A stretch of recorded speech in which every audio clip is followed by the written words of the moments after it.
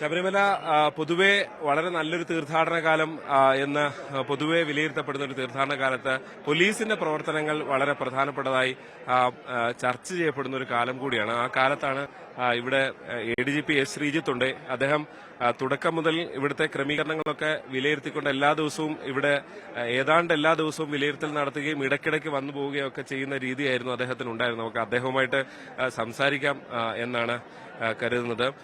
Sir, പൊതുവെ കഴിഞ്ഞ കുറേ കാലത്തിന് ശേഷം ഒരു നല്ല തീർത്ഥാടന കാലം എന്നുള്ളൊരു വിലയിരുത്തലാണ്. പോലീസിന്റെ പ്രവർത്തനത്തെക്കുറിച്ച് ആളുകൾ തുറന്നു തന്നെ പറയുന്നുണ്ട്. എന്താണ് ഇത്തവണ സംഭവിച്ചത്? ഇത്തവണ സംഭവിച്ച ഭഗവാൻ നേരിട്ട് ബന്ദോബസ്ത് നടത്തി. ഞങ്ങളൊക്കെ അതിന് കാവല് വന്നു അദ്ദേഹത്തിന്റെ കൂടെ.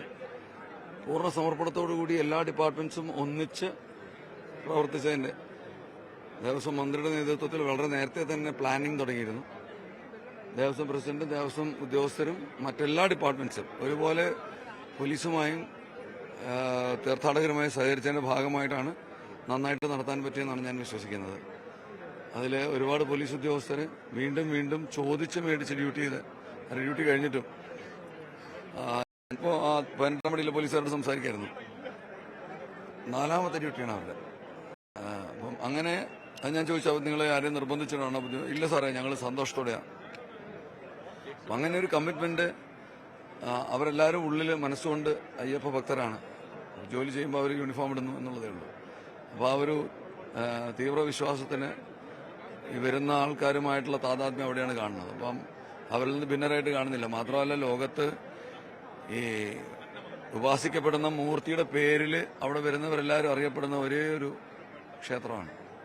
അതിന്റെ ഒരു പ്രത്യേകത പോലീസും മറ്റ് ഇതര ഡിപ്പാർട്ട്മെന്റുകളെല്ലാം ഉൾക്കൊള്ളുന്നതിന്റെ ഭാഗമായിട്ടാണ് ഈ തീർത്ഥാടനത്തിന്റെ വിജയം എന്നാണ് ഞാൻ വിശ്വസിക്കുന്നത്.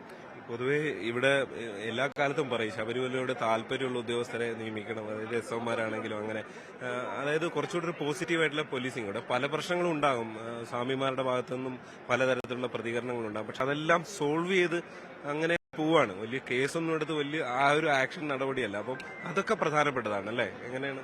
അല്ല, അപ്പോൾ ഞാൻ പറഞ്ഞല്ലോ, പോലീസ് പരിചയമുള്ളവർ തന്നെ വേണമെന്ന് പറയുന്നതിലുപരി പരിചയമുള്ളവരെ ഇനി സൃഷ്ടിച്ചെടുക്കുകയാണ് ഇപ്പോൾ പോലീസ് ചെയ്തുകൊണ്ടിരിക്കുന്നത്. ഇപ്പം ഇക്കൊല്ലം തന്നെ നമ്മൾ ഡ്യൂട്ടിയിലിട്ടിരിക്കുന്നത് 50% മുൻപ് ജോലി ചെയ്തവരെയും 50% പുതിയവരെയാണ്. കാരണം പോലീസിലുള്ള ആ ഒരു എന്താ പറയുക, ശബരിമലയുമായിട്ടുള്ള ഒരു ബന്ധം അത് തുറന്നു പോകണമെന്നുണ്ടെങ്കിൽ ആ തരത്തിൽ ഇവിടുത്തെ ചിട്ടവട്ടങ്ങളും ആചാരങ്ങളും അനുഷ്ഠാനങ്ങളും ആൾക്കാരെ ട്രീറ്റ് ചെയ്യുന്ന രീതിയും എല്ലാം അത് പകർന്നു കൊടുക്കേണ്ടത് ഒരു ആവശ്യമാണ്. അത് ഏതെങ്കിലും പരിചയമുള്ള കുറേ പേരിൽ തുടങ്ങി അവസാനിക്കേണ്ടതല്ല. അതിന് ഇത്തവണ നമ്മൾ പ്രത്യേകം ശ്രദ്ധിച്ചിട്ടുണ്ട്. 50% പുതുമുഖങ്ങളും 50% പരിചയമുള്ളവരുമാണ്. ഈ പരിചയമുള്ളവരുടെ എന്താ പറയുക തണലിലാണ് ശരിക്കും ഈ പുതുമുഖങ്ങൾ. ഇപ്പൊ തന്നെ ഞാൻ എല്ലാ ASP-മാരും, ഇപ്പോൾ കേരളത്തിലെ എല്ലാ ASP-മാരും നമ്മളിവിടെ ഏതെങ്കിലും ഘട്ടത്തിൽ ഡ്യൂട്ടി കിട്ടിയിട്ടുണ്ട്. ഇപ്പോഴിവിടെയും ഒരു ASP നിങ്ങൾക്ക് കാണാം. അപ്പോൾ ആ ASP ഇനി അടുത്ത് ഞങ്ങളുടെയൊക്കെ കാലം കഴിഞ്ഞ് നമ്മൾ പിരിഞ്ഞാലും ഇത് കൊണ്ടു നടക്കാൻ പറ്റുന്ന രീതിയിലുള്ള ഒരു ആർജവം ഉണ്ടാക്കിയെടുക്കത്തക്ക രീതിയിലാണ് നമ്മൾ പ്ലാൻ ചെയ്തിരിക്കുന്നത്. അത് വിജയിക്കുന്നു എന്ന് തന്നെയാണ് എനിക്ക് തോന്നിയിട്ടുള്ളത്. അതിനൊരു കാരണമാണ്. വ്യക്തിപരമായി താങ്കൾ ഒരു അറിയപ്പെടുന്ന അയ്യപ്പ ഭക്തനായി പലപ്പോഴും നമ്മൾ കാണാം. എന്ന് വെച്ചാൽ അയ്യപ്പനെ കാണാൻ ഇടയ്ക്കിടയ്ക്ക് വരികയൊക്കെ ചെയ്യുന്ന അങ്ങനെ പല കാഴ്ചകളുണ്ട്. എപ്പോഴാണ് അങ്ങനൊരു അടുപ്പോ അല്ലെങ്കിൽ അങ്ങനൊരു വിശ്വാസം അയ്യപ്പനുമായി തുടങ്ങിയത്? ഞാനിപ്പോൾ എൻ്റെ 50 വർഷം കഴിഞ്ഞു ഞാനിവിടെ വരാൻ തുടങ്ങിയിട്ട്. ഞാനെൻ്റെ 5ാം വയസ്സിലാണ് ആദ്യം വരുന്ന. അച്ഛൻ്റെ കൂടെയാണ് 22 വർഷം ഇരുമുടിയെടുത്തും പിന്നെ 28 വർഷത്തോളം ഡ്യൂട്ടി ചെയ്യാനുള്ള ഭാഗ്യം എനിക്ക് ഉണ്ടായിട്ടുണ്ട്. അതിൽ പല വർഷങ്ങളിലും വീണ്ടും വീണ്ടും തവണ 9-10 തവണയായപ്പം കയറി ഇറങ്ങേണ്ട സാഹചര്യം വരുന്നു. അപ്പോൾ അങ്ങനെ അതൊരു വലിയ അനുഗ്രഹമായിട്ടാണ് ഞാൻ കരുതുന്നത്. അപ്പോൾ അതിനകത്ത് അയ്യപ്പ ഭക്തൻ എന്ന് നിങ്ങൾ പറഞ്ഞപ്പോൾ കേട്ടപ്പോൾ വലിയ സന്തോഷം തോന്നി. പക്ഷെ അയ്യപ്പ ഭക്തനാവുന്ന ഒരു സങ്കല്പത്തിലേക്ക് ഇനി ഒരുപാട് സഞ്ചരിക്കാനുണ്ടെന്ന് ഞാൻ തിരിച്ചറിയുന്നുണ്ട്. ഞാൻ അയ്യപ്പനെ കാണുന്നത് ഞാൻ പറഞ്ഞില്ലേ, ഞങ്ങളുടെ ഒരു സേനാനായകനായിട്ടാണ്. അദ്ദേഹം ഒരു സേനാനിയാണെന്നൊരു ഐതിഹ്യമുണ്ട്. അത് ഞാൻ ഉറച്ചു വിശ്വസിക്കുന്നു. അപ്പോൾ ആ സേനാനായകന്റെ നിർദ്ദായത്വം വഹിക്കുന്ന ഒരു ദ്വാരപാലകനായിട്ട് ആണ് ഞാൻ എന്നെപ്പോഴും ഇവിടെ വിഭാവനം ചെയ്യാറ്. അത് തീർച്ചയായിട്ടും അദ്ദേഹത്തിന്റെ പൂർണ്ണ കൃപ പോലീസുകാർക്ക് എല്ലാവർക്കും ജനങ്ങൾക്കും കിട്ടാനായിട്ട് കാരണമാവുമെന്ന് ഞാൻ വിശ്വസിക്കുന്നു. ആ വിശ്വാസമാണ് ഞങ്ങളുടെ ഈ ബന്ദോബസ്തിന് ഏറ്റവും വലിയ ആധാരശില. അതിനിടയ്ക്കും ഈ സമയത്താണോ ഇടയ്ക്ക് ഒരു കച്ചേരിയൊക്കെ നടത്തുന്ന ഒരു വീഡിയോ വന്നത്? ഈ സമയത്തെ വീഡിയോ ആണോ അതോ പഴയതാണ്? അത് ഈ സമയത്തേ ഉണ്ട്, പഴയതുകൊണ്ട് പലതുമുണ്ട്. എനിക്ക് പാട്ടിന്റെ ചെറിയ അസുഖമുണ്ട്. അത് കണ്ട് ഒരു ആൽബം അയ്യപ്പന് വേണ്ടി അയ്യപ്പന്റെ പുതിയത് ഇറങ്ങിയിരുന്നു. മമ്മൂട്ടിയാണ് റിലീസ് ചെയ്ത് തന്നത്. പിന്നെ രണ്ട് ചെറുപ്പക്കാരായ ആൾക്കാരെ എഴുതി ട്യൂൺ ചെയ്തതായിരുന്നു. അതങ്ങനെ അതിന്റെ കൂട്ടത്തിൽ നടക്കും. അതിനകത്ത് എനിക്കൊരു വലിയ സന്തോഷക്കുറവോ ഇല്ല. എനിക്ക് പറ്റുന്ന രീതിയിൽ പാടുന്നു, എനിക്ക് തോന്നുന്ന രീതിയിലൊക്കെ ഭഗവാനെ സ്തുതിക്കുന്നു. അതിനുള്ള കിട്ടുന്ന അവസരങ്ങളൊന്നും കളയാറില്ല. അതിലൊരു 2-3 വരി ഒന്ന് പാടിയാൽ അടിപൊളി. അതെനിക്കിപ്പം നോക്കേണ്ട ഒരു ഓർമ്മയില്ല. ഏതെങ്കിലും അതായത് ഏതെങ്കിലും താങ്കൾക്ക് ഇഷ്ടമുള്ളതായാലും മതി. വിഷ്ണുമായയിൽ പിറന്ന വിശ്വരക്ഷക വില്വപത്ര സദൃശ നയന ശരണമേകണേ സ്വാമി ശരണമയ്യപ്പ സ്വാമി ശരണമയ്യപ്പ. വിഷ്ണുമായയിൽ പിറന്ന വിശ്വരക്ഷക വില്വപത്ര സദൃശ നയന ശരണമേകണേ സ്വാമി ശരണമയ്യപ്പ സ്വാമി ശരണമയ്യപ്പ. അഴുത അടവി പമ്പ താണ്ടി അഖില ബാന്ധവ തരുതരളിന തേടി തേടി ഞങ്ങൾ വരുമ്പോൾ തിരുകടലിന തേടി തേടി ഞങ്ങൾ വരുമ്പോൾ സ്വാമി ശരണമയ്യപ്പ സ്വാമി ശരണമയ്യപ്പ. വിഷ്ണുമായയിൽ പിറന്ന വിശ്വരക്ഷക വില്വപത്ര സദൃശ നയന ശരണമേകണേ സ്വാമി ശരണമയ്യപ്പ സ്വാമി ശരണമയ്യപ്പ സ്വാമി ശരണമയ്യപ്പ സ്വാമി ശരണമയ്യപ്പ. ഗംഭീരമായിട്ടുണ്ട്. അത് തുറന്നു പറയണേ. ഈ ചെറുപ്പം മുതലേ പഠിച്ചിട്ടുണ്ടോ? അങ്ങനെ ഞാൻ പാട്ട് പഠിച്ചിട്ടില്ല. അല്ല, ഈ ശാസ്ത്രീയ സംഗീതം ഇപ്പൊ പാടുന്നതോ? ശാസ്ത്രീയ സംഗീതം ഇപ്പൊ കച്ചേരി പാടാൻ തുടങ്ങിയപ്പോൾ പന്തളം പാലിനടുത്ത് പോയിട്ട് കുറെ പഠിക്കുന്നുണ്ട്. അപ്പം പക്ഷെ ഞാനത് കഴിഞ്ഞൊരു വർഷമായിട്ടുള്ളൂ. അതിന് മുമ്പ് ഞാൻ പഠിച്ചിട്ടില്ല. കേൾവിജ്ഞാനമുണ്ട്, പാടാൻ ഇഷ്ടമാണ്. ഈ ശബരിമലയെ സംബന്ധിച്ച് പാട്ടുകൾ ഒരുപാട് മനുഷ്യർക്കിടയിൽ സ്വാധീനം ചെലുത്തിയിട്ടുണ്ട്. ഒരുപാട് അല്ലേ? അങ്ങനെ തോന്നിയിട്ടുണ്ടല്ലോ. അല്ല, ഇപ്പൊ ഇവിടെ ശ്രീകോവിൽ നട തുറന്നു, അത് എവിടുന്ന് കേട്ടാലും നട തുറക്കുന്ന ആ ദൃശ്യം നമ്മുടെ മനസ്സിലേക്ക് ഓടി വരികയാണ്. ജയവിജയന്മാര് ഒരുപാട് അവരെ സ്മരിക്കാതിരിക്കാൻ പറ്റില്ല. മനോജ് കെ ജയൻ, പിന്നെ മഞ്ജുനാഥ്, ഇവരുടെ അടുത്തൊക്കെ ഞാൻ പറയാറുണ്ട്, ശബരിമലയുമായിട്ട് അയ്യപ്പനെ സ്മരിച്ചാൽ ഇവരെ സ്മരിക്കാതിരിക്കാൻ പറ്റില്ല. അവരുടെ ശബ്ദം നമ്മുടെ എന്താ പറയുക സിരകളിൽ ഓടുന്ന രീതിയിലാണ്. ഇപ്പൊ ഞാൻ നേരത്തെ പാടിയ പാട്ടും അത് തന്നെയാണ്. അത് ഞാൻ ചോദിക്കായിരുന്നു, കൂടുതൽ പാട്ട് അദ്ദേഹത്തിന്റെ പാട്ടുകളോടാണോ കൂടുതൽ അയ്യപ്പ ഭക്തി ഗാനങ്ങളിൽ താല്പര്യം തോന്നിയിട്ടില്ല, അതോ? അങ്ങനെയല്ല, അവരുടെ പാട്ടുകൾക്ക് ഞാൻ കണ്ട പ്രത്യേകത എന്ന് പറഞ്ഞു കഴിഞ്ഞാല് ഭയങ്കര ഫീലാണ്. നമുക്ക് അയ്യപ്പൻ ഇറങ്ങി വന്ന് നിൽക്കുന്ന നമ്മളൊക്കെ ഡ്യൂട്ടിയിലുള്ള സമയത്താണെങ്കിലേ ഉച്ചയ്ക്ക് 3 മണി സമയത്ത് നട തുറക്കുമ്പോ ഈ പാട്ട് കേട്ട് കഴിയുമ്പോ സത്യത്തിലൊരു ഫീലും നമ്മൾ രാവിലെ 3 മണിക്ക് ഞങ്ങൾ ചിലപ്പം ഇന്നലെ മിഞ്ഞാന്നൊക്കെ എന്ന് പറഞ്ഞാൽ നല്ല തിരക്കിനിടയിലാണ്. ഭയങ്കര ഉണർവാണ് അത് കേൾക്കുമ്പോ. ഭയങ്കര എന്താ പറയാ, എന്തായാലും പറയേണ്ടതല്ല. ശ്രീകോവിൽ നട തുറന്നു എന്ന് പറയുമ്പോഴേ അവിടെ ആ ഭഗവാൻ ഇങ്ങനെ എഴുന്നള്ളി നിൽക്കുന്ന ഒരു ഫീലിംഗ്, ഒരു ധൈര്യം ഒക്കെ നമുക്ക് കൈവരുകയാണ്.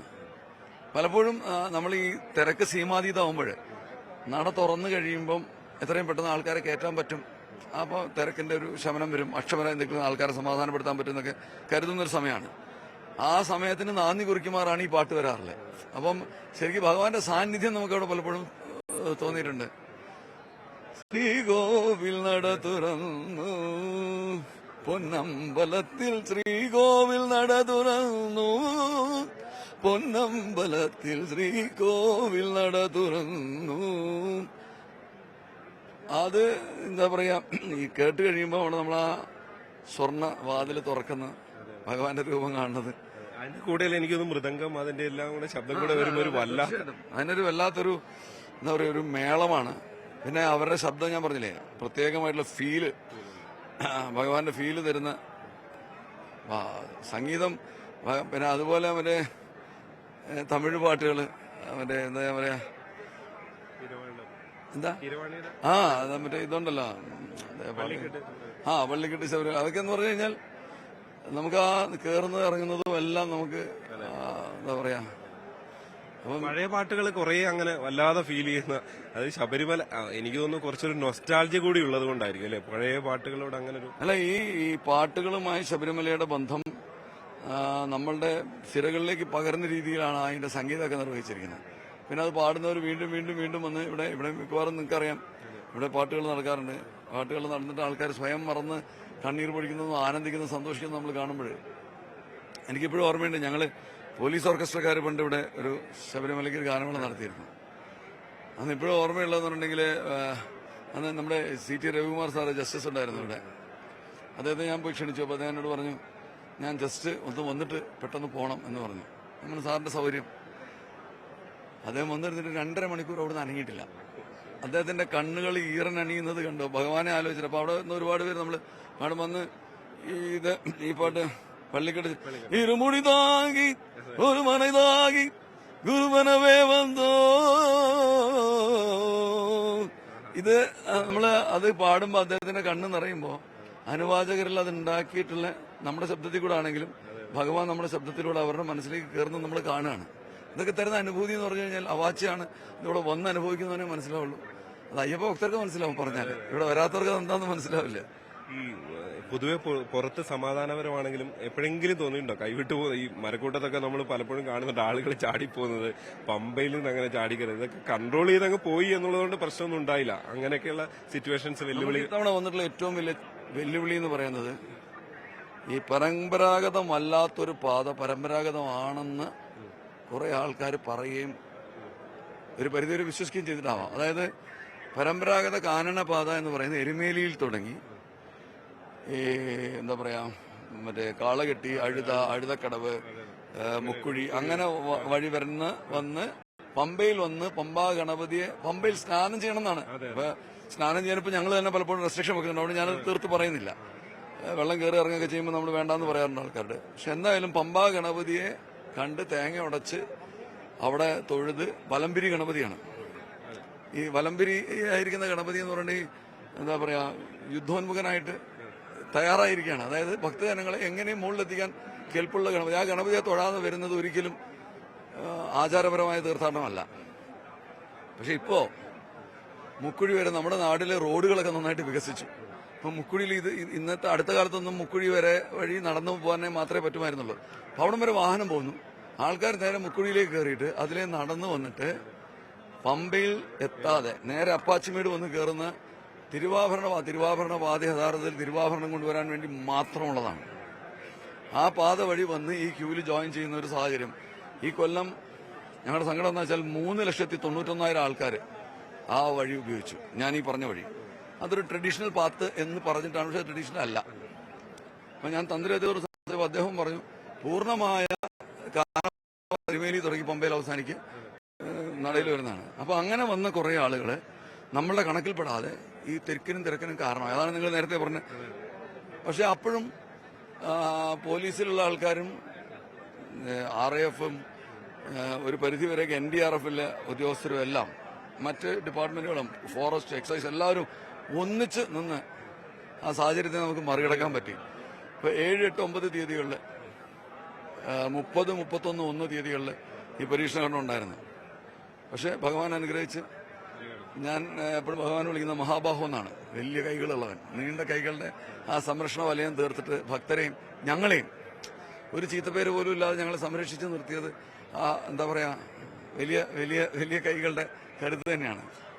ആ കരുത്തിന്റെ തണലിൽ നിന്ന് ഇവരെ എല്ലാവരെയും ഭംഗിയായി അന്ന് തൊഴിക്കാൻ പറ്റി, അപകടമൊന്നും ഇല്ലാതെ എത്തിക്കാൻ പറ്റി എന്ന് പറയുന്നത് ചാരിതാർത്ഥ്യജനകമാണ്. എന്നിരുന്നാലും ഇത് വളരെ കൂലങ്കഷമായി ചിന്തിച്ച് ഇതിന് പരിഹാരം ഉണ്ടാക്കേണ്ട ഒരു വിഷയമാണ്. 40 കിലോമീറ്റർ നടന്ന് വന്ന് പമ്പാ ഗണപതിയെ തൊഴുത് ഇവിടെ എത്തുന്നവർ മുഴുവൻ ഞങ്ങളുടെ കണക്കിൽപ്പെടുന്നവരാ. അവരെ കൊണ്ട് ഞങ്ങൾക്ക് ബുദ്ധിമുട്ടില്ല. പക്ഷെ ഇടയ്ക്ക് വെച്ച് മുറിഞ്ഞു കയറി വഴിയിൽ കൂടെ ഷോർട്ട് കട്ട് അടിച്ച് വരുന്ന അത് തീർത്ഥാടനമായിട്ട് കാണരുത്, ആചാരവിരുദ്ധമാണ് എന്ന് തന്നെയാണ് എനിക്ക് പറയാനുള്ളത്. തന്ത്രി എടുത്ത് ചോദിച്ചാൽ അദ്ദേഹം തന്നെ പറയുന്നതാണ് എന്റെ വിശ്വാസം. അവസാനം ഒരു ചോദ്യം കൂടി.